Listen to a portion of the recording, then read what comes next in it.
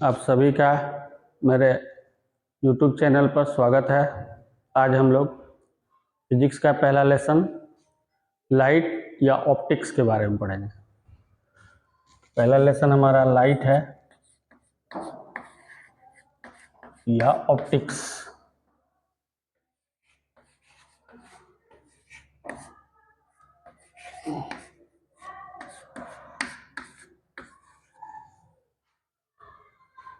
Light जो है या ऑप्टिक्स जो होता है वो एक इलेक्ट्रोमैग्नेटिक वेव होता है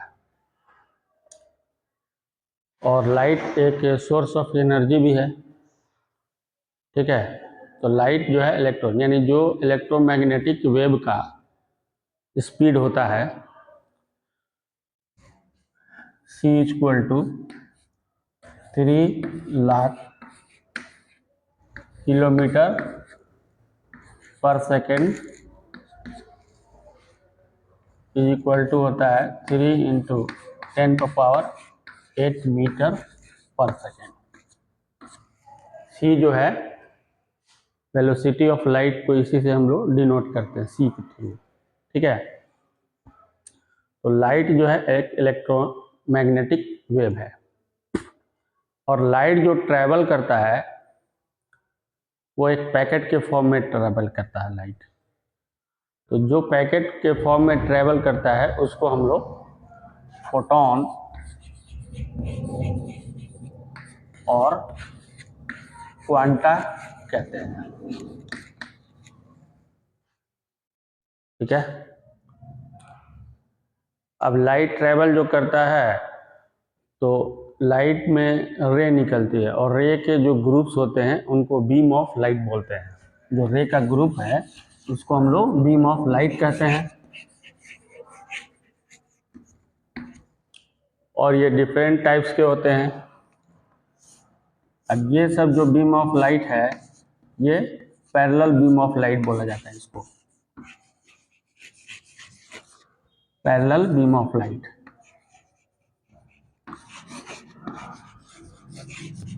यानी किसी सोर्स से जो लाइट रेज आ रही हैं, अगर ये लाइट रेज पैरेलल होगी इसको पैरेलल बीम ऑफ लाइट कहेंगे। ठीक है, अगर किसी सोर्स से लाइट आने के बाद किसी पॉइंट पर आकर सभी लाइट रेज मिल जा रही हैं इस तरह से, तो इसको हम लोग बोलते हैं कन्वर्जेंट बीम ऑफ लाइट।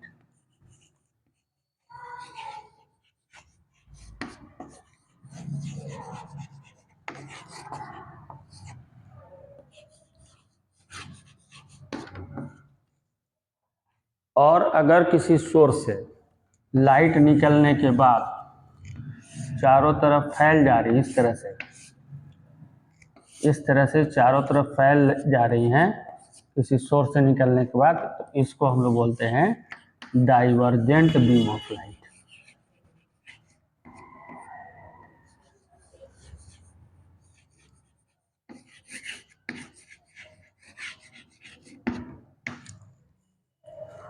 तो लाइट जो बीम ऑफ लाइट यानी रेज का एक ग्रुप्स होता है जो ट्रेवल करता है।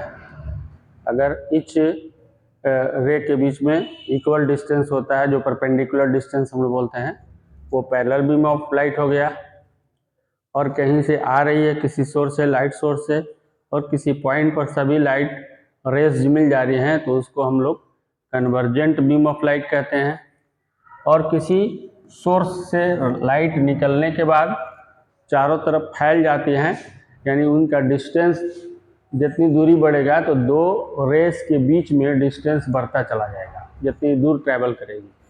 जैसे टॉर्च में क्या होता है, टॉर्च में हम लोग का यही चीज़ होता है ना, इस तरह से होता है। तो इसको हम लोग क्या करते हैं, इसको हम लोग करके फोकस को उसको कस के हम लोग ठीक करते हैं कि इस तरह से जो टॉर्च से निकल रहा है वो डाइवर्जेंट है। डाइवर्जेंट का मतलब फैल जाना है, कन्वर्जेंट का मतलब एक पॉइंट पर सभी आकर मिल जाना। ये इतना क्लियर हुआ। नेक्स्ट हम लोग पढ़ेंगे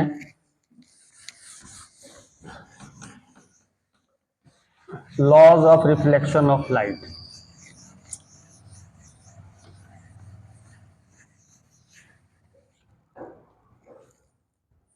laws of reflection of light. तो laws of reflection of light में क्या होता है कि एक सरफेस है, ठीक है, ये सरफेस है, समझ मिरर टाइप का होता है सरफेस। इसमें जो होता है, ये जो सरफेस पर किसी सोर्स से आने वाली रे जो है किसी पॉइंट पर जब पड़ती है तो इस रे को हम लोग बोलते हैं इंसिडेंट रे। ये जो है इंसिडेंट रे है, ठीक है। और पढ़ने के बाद जब ये रिफ्लेक्ट होती है ऐसे, तो इसको हम लोग बोलते हैं रिफ्लेक्टेड रे।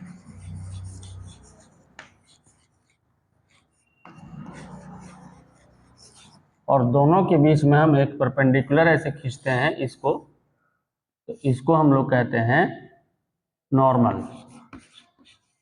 ये परपेंडिकुलर होता है 90 डिग्री का, इस सरफेस से एंगल दोनों साइड बनाएगा, ठीक है। ये जो इंसिडेंट रे है और नॉर्मल, इन दोनों के बीच में एक एंगल बनता है। इस एंगल को आई से डिनोट करते हैं और इसको हम लोग कहते हैं एंगल ऑफ इंसिडेंट,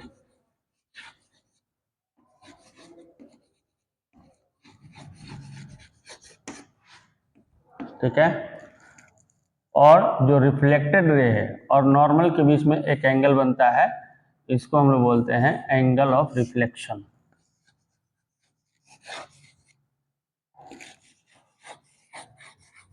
या रिफ्लेक्टेड एंगल भी हो सकता है।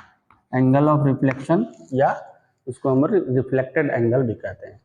तो इसी बेस पर हमारा लॉज ऑफ रिफ्लेक्शन है।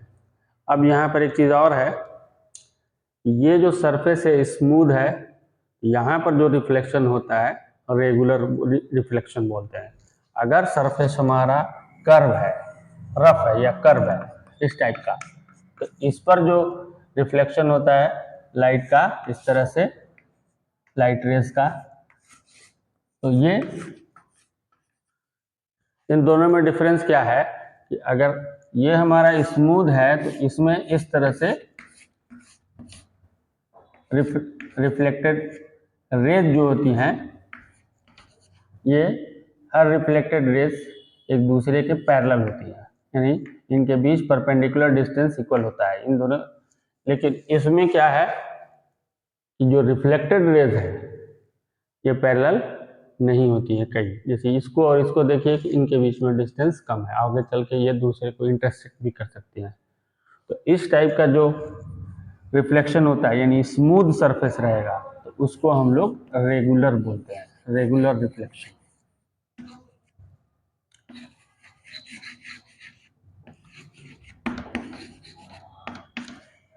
और इस टाइप का जो हमारा रिफ्लेक्शन होता है इसको हम लोग बोलते हैं इर्रेगुलर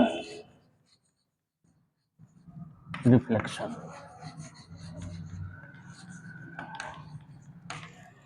ठीक है। तो रिफ्लेक्शन दो तरह से होता है। अगर सरफेस हमारा स्मूथ है तो उस पर जो रिफ्लेक्शन होगा रेगुलर रिफ्लेक्शन होगा, और उसमें reflected raise, etch reflected raise दूसरे रेज के क्या होती है, पैरेलल होती है। ये इसके पैरेलल है, लेकिन इसमें पैरेलल नहीं भी हो सकती है, ये दोनों पैरेलल नहीं है, चाहे ये दोनों पैरेलल नहीं है, ठीक है। तो इस तरह से हमारा एक रेगुलर होता है और एक इरेगुलर। अब हम लोग आते हैं मेन लॉज ऑफ रिफ्लेक्शन पर।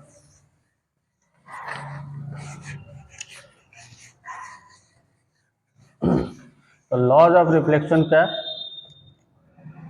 दो नियम है, टू नियम है। पहला जो है यहाँ फिगर से हम लोग समझ लेते हैं। ये स्मूथ वाले पे हम लोग शो किया जाता है इसको। ये हो गया आपका इंसिडेंट रे और ये हो गया आपका रिफ्लेक्टेड रे, और दोनों के बीच में हमने एक नॉर्मल खींच दिया जो परपेंडिकुलर है, और यहाँ पर बन गया एंगल ऑफ इंसिडेंस और यहाँ पर बन गया angle of reflection.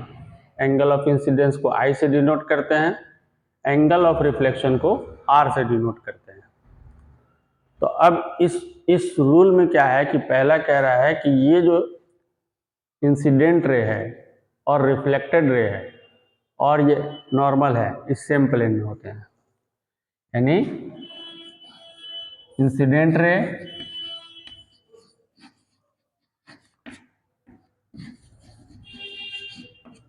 Reflected ray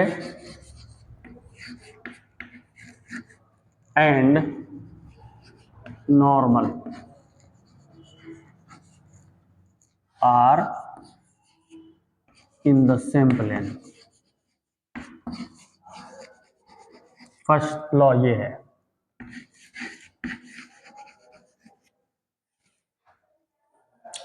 second one जो होता है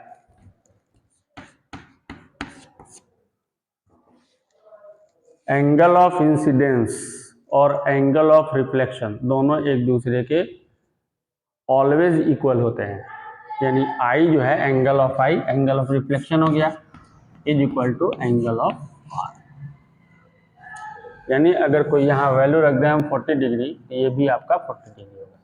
अगर आपको क्वेश्चन पूछे इस तरह से भी कि इंसिडेंट रे और रिफ्लेक्टेड रेज के बीच जो एंगल फॉर्मेशन होता है ये पूरा 90 डिग्री का अगर है, तो आप उसमें से कोई एक पूछ सकता है एंगल ऑफ इंसिडेंस के बारे में बताइए या एंगल ऑफ रिफ्लेक्शन के बारे में। इसका हम जस्ट जितना दिया रहेगा दोनों के बीच में, इन दोनों के बीच में, तो उसका हाफ कर देंगे। उसका एक साइड का हमको कोई भी वैल्यू जो भी पूछेगा वो हमें एंगल ऑफ इंसिडेंस हो या एंगल ऑफ रिफ्लेक्शन हो। ये क्लियर हुआ आपका laws of reflection of light. पहला है इंसिडेंट रे, ये रिफ्लेक्टेड रे, ठीक है।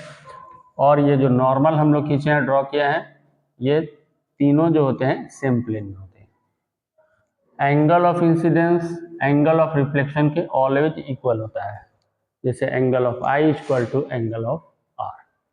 क्लियर।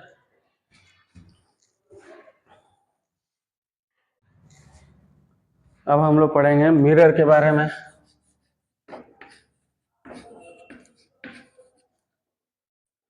मिरर जो होता है 3 टाइप्स का होता है। फर्स्ट वन जो होता है प्लेन मिरर,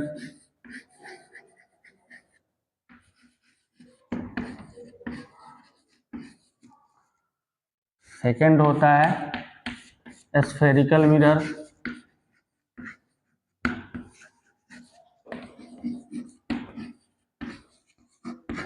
और थर्ड जो होता है हमारा पैराबोलिक मिरर।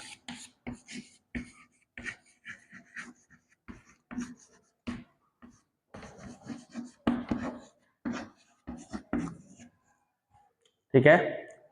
हमको सिर्फ 10th क्लास के लिए ये दोनों के बारे में पढ़ना है, इसके बारे में नहीं पढ़ना है। प्लेन मिरर के बारे में पढ़ना है और स्फेरिकल मिरर।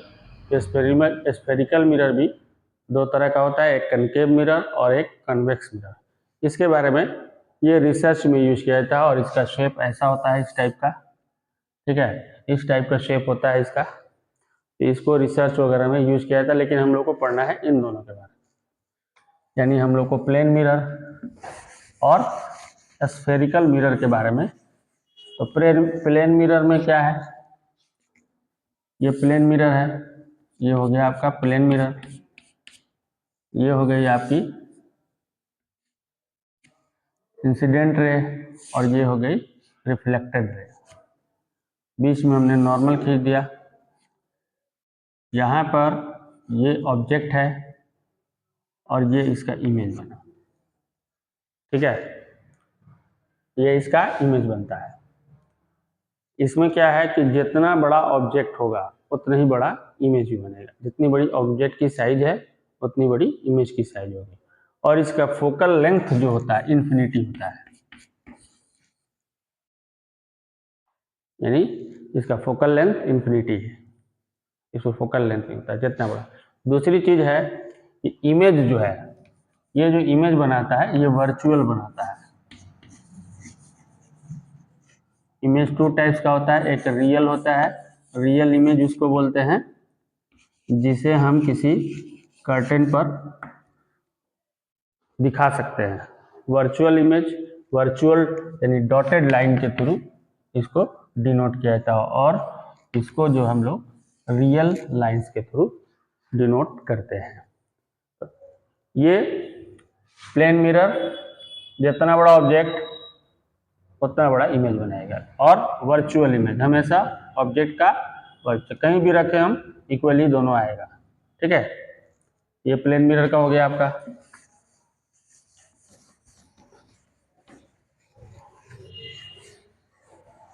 अब आते हैं हम लोग स्फेरिकल मिरर के बारे में। हम लोग पढ़ेंगे स्फेरिकल मिरर के बारे में।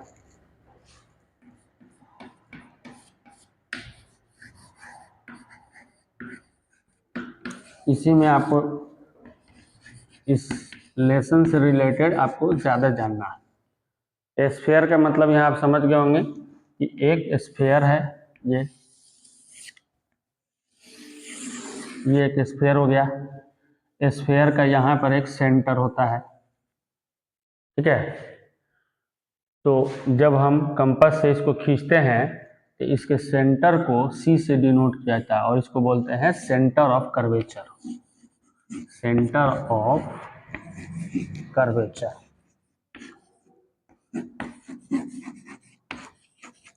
ठीक है, ये पूरा स्फेरिकल मिरर है, इसका हम लोग माइनर पार्ट के थ्रू डिनोट करके अलग अलग पोजीशन पर रखकर ऑब्जेक्ट का इमेज देखते हैं। ठीक है, इसका जो मिड पॉइंट होगा, इसका यहाँ पर ये मिड पॉइंट, अगर ऐसे हम खींचते हैं तो ये मिड पॉइंट हुआ, तो इसको हम लोग पोल कहते हैं।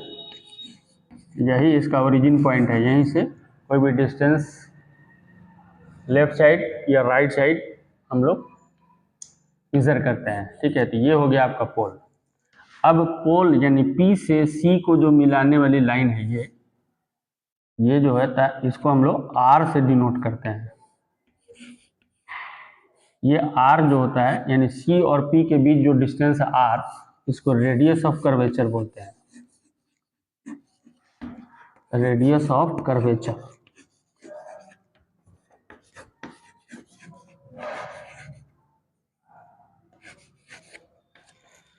इसको रेडियस ऑफ कर्वेचर बोलते हैं। जब भी किसी ऑब्जेक्ट से रे आती है, जब इस मिरर के ऊपर पड़ेगी, इसके रिफ्लेक्टेड रे पर, रिफ्लेक्टेड सरफेस पर, तो पड़ने के बाद जिस पॉइंट से होकर ये रे गुजरेगी उसको हम फोकस बोलते हैं। ये F से डिनोट करते हैं। ये जो है आपका फोकस है ये, और ये जो P है और फोकस यानी पोल और फोकस के बीच में जो डिस्टेंस होती है, इसको फोकल लेंथ बोलते हैं। ठीक है, और ये जो फोकल लेंथ होता है रेडियस ऑफ कर्वेचर का हाफ होता है, या रेडियस ऑफ कर्वेचर जो होता है इसके बराबर होता है, या F = R/2, जो आगे चल के हम आपको प्रूफ करके दिखाएंगे इसको। ठीक है, तो अब इसमें ये जो हमारा स्फेरिकल मिरर है 2 टाइप्स का होता है। पहला जो होता है हमारा कनकेव मिरर।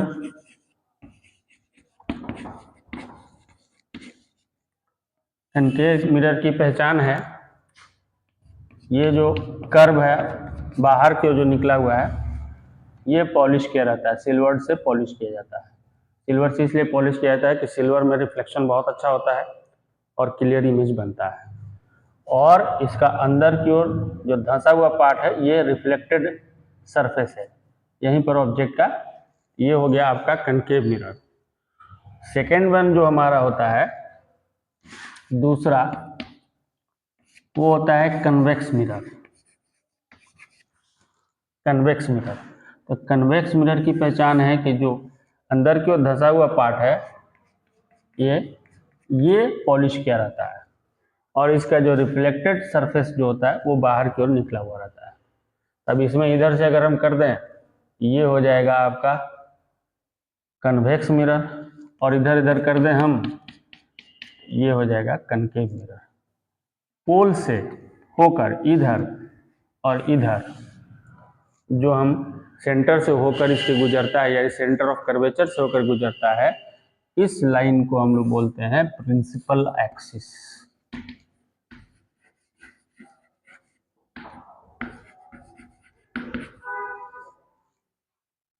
ये क्लियर हुआ आपको?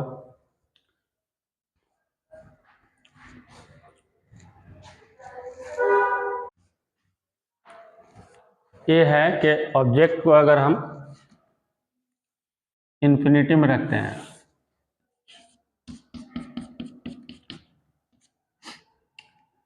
तो इन्फिनिटी यहाँ पर फोकल लेंथ सपोज दैट यहाँ पर हो गया आपका सेंटर ऑफ कर्वेचर। इन्फिनिटी से जो भी रे आएगी वो प्रिंसिपल एक्सिस के पैरेलल होती है। अब यहाँ पर पहली बार जो कट करेगी ये फोकस को कट करती है, फिर दूसरा भी है तो पहली बार करेक्ट करेगी फोकस को, तीसरा भी अगर खींचेंगे इस तरह से, ये भी इस तरह से, ये सब के सब फोकस को कट करेगी। ठीक है, यानी इमेज जो पहला पॉइंट अगर इन्फिनिटी में कोई ऑब्जेक्ट रखा है तो उसका इमेज फोकस पर बनता है, जो वेरी स्मॉल नेचर में बहुत छोटा जस्ट लाइक टू पॉइंट होगा। ठीक है, एक चीज़ और जान लीजिए, ये जो कनकेव मिरर है उसके जो रिफ्लेक्टेड एरिया की इधर जो भी रिफ्लेक्टेड के अपोजिट में जो भी इमेज बनता है वह रियल होता है, यानी उसको हम कर्टेन पर उतार सकते हैं, रियल हो गया। और ये इन्वर्टेड बनेगा, यानी ये ऑब्जेक्ट है, ये उसका इमेज बना, इन्वर्टेड बने उल्टा बना। ठीक है, दूसरा देखते हैं पॉइंट, ये तो ए हो गया। बी देखते हैं हम लोग। बी पॉइंट को समझिए यहाँ फिगर से,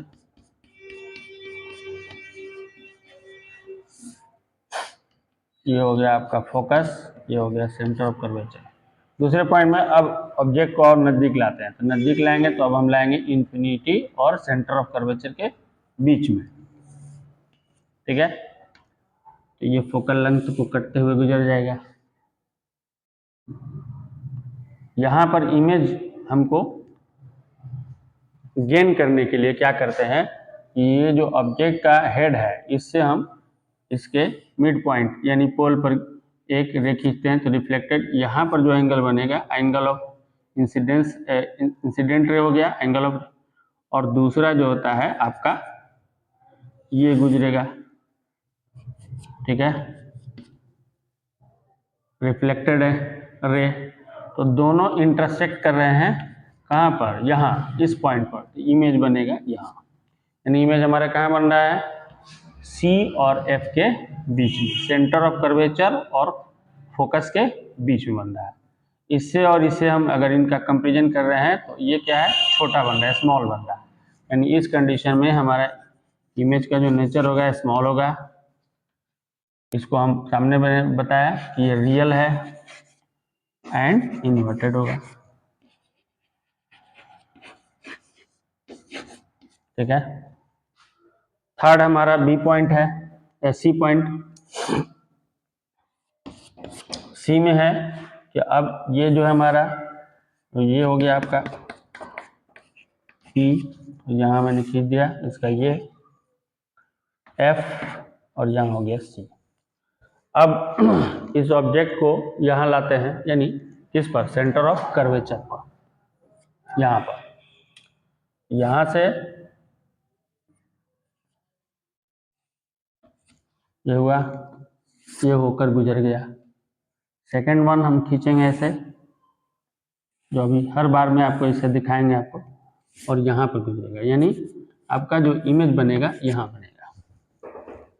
तो इस कंडीशन में, यानी जब हम सेंटर ऑफ कर्वेचर पर कोई ऑब्जेक्ट को रखते हैं तो उसका इमेज भी सेंटर ऑफ कर्वेचर पर बनता है। जो नेचर में क्या होगा, जितना बड़ा इमेज है, यानी इमेज का साइज जितना बड़ा है उतना ही ऑब्जेक्ट का जितना बड़ा साइज होगा उतना ही बड़ा इमेज का साइज होगा। ये इसी कंडीशन में होता है। तो अगर आपको कोई डायग्राम आता है ड्रॉ करने के लिए कि एक हमको रियल इमेज बना के दिखाइए, किसमें, कनकेव मिरर में, जो ऑब्जेक्ट के इक्वल हो, तो आपको सीधे सेंटर ऑफ कर्वेचर पर रखना है और इमेज भी उसका बनेगा सेंटर ऑफ कर्वेचर पर, जो जितना बड़ा ऑब्जेक्ट का साइज होगा उतना बड़ा इमेज का साइज होगा। क्लियर हुआ ये। नेक्स्ट हमारा डी है। डी में क्या है, डी को समझिए। अब हम ऑब्जेक्ट को यहाँ से लाएंगे इन दोनों के बीच में, यानी सी और एफ के बीच में।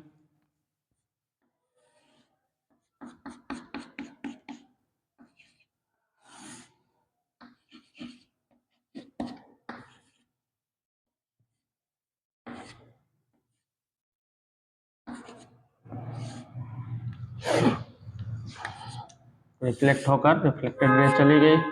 अब यहाँ से हम खींचेंगे और इसे खींचेंगे तो ये आकर बनेगा यहाँ। अब इस कंडीशन में आप देख रहे हैं कि जो इमेज बन रहा है वो इन्फिनिटी और सेंटर ऑफ कर्वेचर के बीच में बन रहा है। नेचर क्या है, इमेज का जो साइज है वो ऑब्जेक्ट के साइज से बड़ा होता है और वही चीज होता है रियल और इन्वर्टेड। ठीक है, ये तो हो गया डी। अब आते हैं हम लोग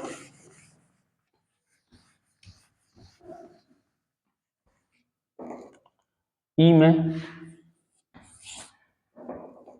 टोटल 6 पॉइंट बनता है इसमें कनकेव मिरर में।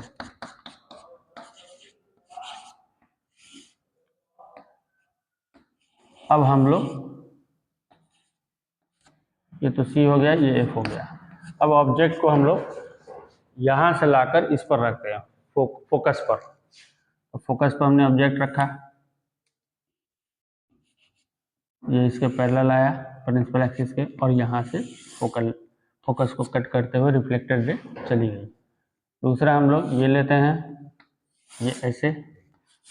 तो इस कंडीशन में आप देख रहे हैं ये आई है और ये आर, यानी angle of incidence, angle of reflection, ये दोनों बराबर होता है। अब आप देख रहे हैं कि जब हम फोकस पर ऑब्जेक्ट को रख रहे हैं, ठीक है, तो इसका इमेज इन्फिनिटी में बनता है। अब इसको बढ़ाएंगे, जहाँ एक दूसरे को इंटरसेक्ट करेगी वहाँ बनेगा। तो यहाँ ऑब्जेक्ट के कंपैरिजन में इमेज का साइज वेरी बिग होता है और फिर वही चीज होगा वर्चुअल, रियल और इन्वर्टेड। ठीक है, लास्ट पॉइंट एक और है हमारा इसमें,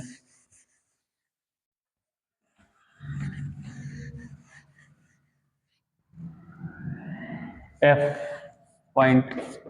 एफ पॉइंट में क्या है कि अब इस ऑब्जेक्ट को हम लोग फोकस और पोल के बीच में लाते हैं।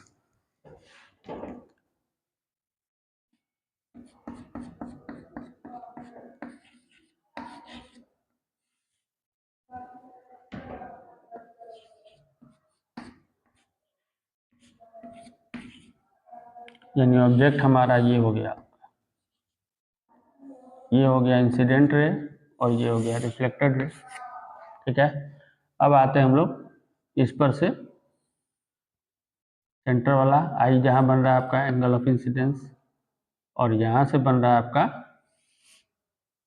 Angle of reflection. ठीक है, तो अब क्या करते हैं, ये तो इमेज यहाँ रियल बनेगा ही नहीं, क्योंकि दोनों जो हैं ये रे हैं, ये क्या हो गया, डाइवर्जेंट रे होगी, कन्वर्ज नहीं होंगी, दोनों एक दूसरे से मिलेंगी ही नहीं। तो क्या करते हैं कि जो इनका जो डायरेक्शन है उसके अपोजिट वर्चुअल लाइन खींचते हैं ऐसे। ठीक है, वर्चुअल लाइन खींचते चले जाते हैं। अब इससे भी खींचेंगे ऐसे। अब ये वर्चुअल लाइन यहाँ आकर मीट कर रही है, इधर प्रिंसिपल एक्सिस को बढ़ा दिया हमने। ठीक है, तो अब हम देख रहे हैं कि ऑब्जेक्ट को जब हम फोकस और पोल के बीच में रख रहे हैं तो उसका इमेज जो बन रहा है इस कनकेव मिरर के पीछे बन रहा है। और यहाँ पर आप देख रहे हैं कि इमेज के मुकाबले ये इरेक्ट है। तो ऐसा जब भी ऑब्जेक्ट के मुकाबले इरेक्ट है, तो अगर ऑब्जेक्ट के मुकाबले इरेक्ट इमेज बन रहा है तो वो वर्चुअल इमेज होता है, इसीलिए डॉटेड लाइन के थ्रू दिखाया है इसको। इस कनकेव मिरर की इसी खूबी की वजह से इसको हम लोग शेविंग मिरर के रूप में यूज करते हैं। अब शेविंग मिरर में क्या है कि फेस को जब हम फोकस और पोल के बीच में लाते हैं तो फेस पर छोटे छोटे दाढ़ी के बाल भी हमें वर्चुअली बड़े बड़े दिखेंगे, इसलिए हमको शेविंग करने में आसानी होगा। यही रीज़न है कि कनकेव मिरर का यूज शेविंग मिरर के रूप में किया जाता है।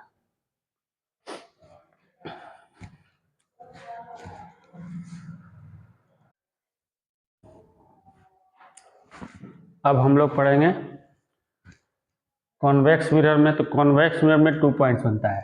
पहला जो है अब ये कॉन्वेक्स मिरर हो गया आपका। कॉन्वेक्स मिरर, अब तो जाहिर सी बात है कि जब ऐसे घुमाइएगा इसे कंपास के थ्रू तो इधर सेंटर होगा इसका, यहाँ सपोज दैट, और यहाँ बस और बड़ा करते हैं, यहाँ पर आपका फोकस होगा। जैसे ये प्रिंसिपल एक्सिस, ये P हो गया आपका। तो पहली बार इन्फिनिटी वाला चेक करते हैं हम लोग, यानी ऑब्जेक्ट इन्फिनिटी में रखा है तो जाहिर सी बात है कि यहाँ पर ये रिफ्लेक्ट हो जाएगा, ऐसे ये रिफ्लेक्ट हो गया। अब इसके अपोजिट हम वर्चुअल लाइन खींचते हैं, ठीक है। दूसरा आपको पता है, ठीक है, जितने खींचेंगे यहाँ पर, दूसरा, तीसरा, चौथा, ठीक है, टोटल 4, तो जाहिर सी बात है कि ऐसे ये रिफ्लेक्ट हो जाएगा और इसका ये अपोजिट हम लोग लेते हैं, ये रिफ्लेक्ट हो गया, ये भी रिफ्लेक्ट हो गया, ठीक है, ये अपोजिट, ये भी अपोजिट ही आएगा। शर्त है कि स्केल से सही से आपको खींचना है। तो हमारा जो यहाँ बन रहा है यानी फोकस, अब ये क्या है, वर्चुअल लाइंस के बन रहा है, यहाँ वर्चुअल भी है। तो very small, just like to dot point, nature इसका होगा वेरी स्मॉल, वर्चुअल,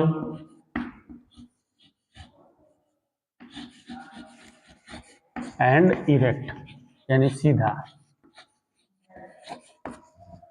पहला कंडीशन।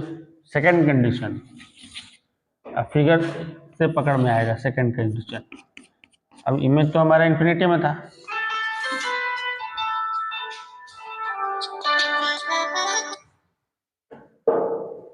हमारा इमेज तो इन्फिनिटी में था, तो अब हमने लाया इसको पोल और इन्फिनिटी के बीच में, यहाँ ये चला गया, ठीक है। ये रिफ्लेक्ट हो गया, इसके अपोजिट डायरेक्शन वर्चुअल लाइन खींचेंगे, ये F हो गया हमारा, यहाँ पर C है सेंटर ऑफ कर्वेचर। सेकंड हमने बताया था कि यहाँ से एक इंसिडेंट रे खींचते हैं जहाँ पर एंगल ऑफ इंसिडेंट, और दूसरा हमारा रिफ्लेक्टेड एंगल ऑफ रिफ्लेक्शन। यहाँ पर देखिए इसके अपोजिट मैंने वर्चुअल लाइन खींचा तो यहाँ पर इमेज हमारा बना, ठीक है। तो इमेज क्या बन रहा है, पोल और फोकस के बीच में, जो स्मॉल है, वर्चुअल है, और क्या है, इरेक्ट है। तो ये दो ही पॉइंट है। अब कहीं भी रखेंगे, इधर ध्यान दीजिए, क्योंकि इसका फोकस और कर्वेचर, सेंटर ऑफ कर्वेचर यानी C दोनों ही साइड में है, राइट साइड में। तो कहीं भी रखेंगे तो यहाँ रखेंगे, यहाँ रखेंगे, यहाँ रखेंगे, क्योंकि हम जब भी कोई इमेज देखने के लिए क्या करते हैं, रिफ्लेक्टेड सरफेस के सामने ही रखते हैं, ये तो पॉलिश किया हुआ पार्ट है। तो जहाँ भी रखेंगे जब भी वो कहलाएगा आपको इन्फिनिटी और पोल के बीच में। अब जैसे मैंने पिछला बताया कि उसका यूज जो है हम क्यों शेविंग मिरर के रूप में करते हैं, तो इसका यूज जो होता है साइड मिरर के रूप में किया जाता है। जितनी गाड़ियाँ चलती हैं 4 व्हीलर्स या 2 व्हीलर्स, उसमें साइड मिरर के रूप में यूज किया जाता है। ऐसा इसलिए करते हैं साइड मिरर में, ये बड़े एरिया का फिगर बनाता है और इमेज छोटा छोटा बना रहा है और इरेक्ट बना रहा है। इसलिए अब जिस गाड़ी को हमें पास देना है, जो आसानी से साइड से निकल सकता है, उसको हम लोग साइड देने के लिए, इसीलिए इसका यूज साइड मिरर में किया जाता है। क्लियर हुआ? हाँ, उसका यूज बहुत ज़्यादा है कनकेव मिरर का। सोलर में वही यूज किया जाता है, गाड़ियों का हेडलाइट है वही यूज किया जाता है, क्योंकि उसमें कन्वर्ज होती है। तो सोलर में ईच रे में एक हीट है और सब हीट एक जगह कन्वर्ज हो जाएगा, तो एक बड़े हीट का मैग्नीट्यूड मिल जाएगा हमें। इसलिए सोलर का जो भी सोलर कुकर है, उसमें का वाटर या अदर कोई चीज़ बना रहे हैं रोटी छोड़कर, तो वो क्या हो जाता है, गर्म होना शुरू हो जाता है तेज़ी से। इसीलिए उसका यूज जो होता है हेडलाइट में, सोलर फर्नेस में, सोलर लैंप वगैरह में, सोलर पैनल वगैरह में, सब में, उस सब में यूज किया जाता है वो कनकेव मिरर और शेविंग मिरर के रूप में। और इसका सबसे बड़ा यूज है, एक ही यूज है सबसे बड़ा, वो है साइड मिरर में इसका, क्योंकि ये बड़े एरिया का फिगर बनाता है और स्मॉल ऑब्जेक्ट्स बनाता है, जिससे हम किसको साइड देना है आसानी से साइड दे सकते हैं। क्लियर हुआ?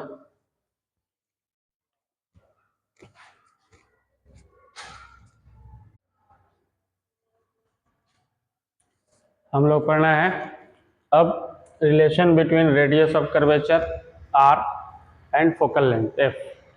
या हमको दिखाना है कि r इक्वल टू 2f और f equal to r/2।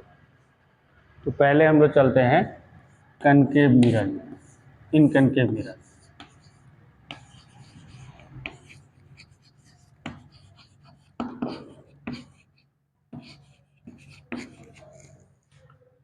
Concave mirror मैंने खींचा,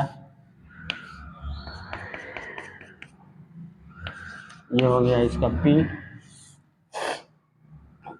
एक रे जो है हमारी incident ray, suppose that A B है, पॉइंट बी पर इंसिडेंट पॉइंट है ये, और यहाँ पर फोकल लेंथ एफ। ये हो गया आपका सेंटर ऑफ कर्वेचर, इसमें हमने ये खींच दिया नॉर्मल। ये हो गया एंगल ऑफ इंसिडेंस, ये हो गया एंगल ऑफ रिफ्लेक्शन। तो लॉ ऑफ रिफ्लेक्शन से आप जान रहे हैं कि angle i is equal to होता है एंगल। तो आई के लिए हमारा क्या बना रहा है, ए बी सी, यानी angle A B C is equal to angle C B F. Second आइए, ये जान रहे हैं आप, ये पैरेलल है इसके, क्योंकि जो भी इंसिडेंट रे है प्रिंसिपल एक्सिस के क्या होती है, पैरेलल होती है। तो अब ये ट्रांसवर्सल हो गया, ये एक तरह का ट्रांसवर्सल हो गया, इसका ये alternate angle, internally alternate angle, ये आई हो जाएगा ये। तो अब हो जाएगा, और या सिमिलरली भी लिख सकते हैं, सिमिलरली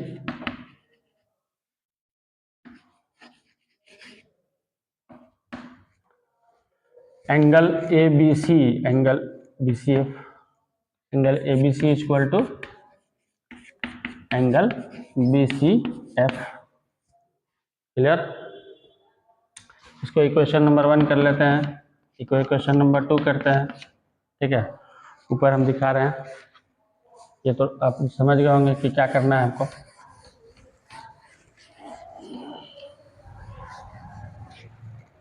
दोनों का हम कंपेरिजन करेंगे, तो ये ए बी सी कैंसिल हो जाएगा, यहाँ पर आ जाएगा आपका angle C B F is equal to angle B C F, यानी ये वाला एंगल इस एंगल के क्या हो जाएगा, बराबर हो जाएगा। तो जब किसी ये ट्रायंगल में, यानी बी सी एफ एक ट्रायंगल बन रहा है, इस ट्रायंगल में जब एंगल, दो एंगल बराबर हो जाते हैं, इक्वल हो जाते हैं, यहाँ से सेलेस ट्रायंगल बन गया आपके तरफ से। तो अब क्या होता है कि इसके अपोजिट की साइड और इसके अपोजिट की साइड इक्वल हो जाती है। यहाँ पर हो जाएगा B F equal to C F.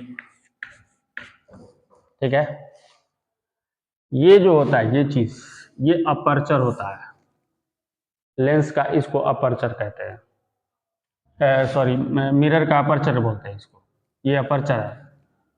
तो अगर अपर्चर इस तरह से हो कि जहाँ B से F की जो डिस्टेंस है वो P से F के डिस्टेंस के बराबर होती है, बहुत थोड़ा सा होता है, ये तो बड़ा करके हमने दिखाया है। इस तरह से होता है कि ये जो BF है और PF है, ये दोनों इक्वल होते हैं, ऑलमोस्ट इक्वल होते हैं, यानी BF ऑलमोस्ट इक्वल होगा इसके। ठीक है, ऑलमोस्ट PF के। तो इफ ये हो गया, तो अब बी एफ के जगह पर हमारा क्या आ गया, P F is equal to C F. ठीक है, पी एफ जो है यहाँ से पी और एफ के बीच की जो डिस्टेंस होती है इसको हम लोग फोकल लेंथ कहते हैं, और पी और सी के जो बीच की डिस्टेंस होती है उसको रेडियस ऑफ कर्वेचर बोलते हैं। ये शुरू में मैंने बताया आपको। तो पी यहाँ फोकल लेंथ, या इसको हम अगर एक्सटेंड करते हैं तो P F is equal to, अब सी एफ तो हमारा ये है और ओरिजिन पॉइंट हमारा ये है ये, तो पी सी में से पी एफ को माइनस करेंगे, यानी P C minus P F minus P F उधर गया तो 2pf हो जाएगा, इज इक्वल टू हो जाएगा पी सी। पी और एफ के बीच की फोकल लेंथ एफ से डिनोट करते, स्मॉल एफ से, तो 2f हो गया। पी और सी के बीच की जो डिस्टेंस है उसको हम लोग आर से डिनोट करते हैं, तो आपका आ गया ना आर इक्वल टू 2f और F equal to R by. Next हम, ये तो हो गया कनकेव मिरर में, नेक्स्ट हम आपको बताएंगे कन्वेक्स मिरर।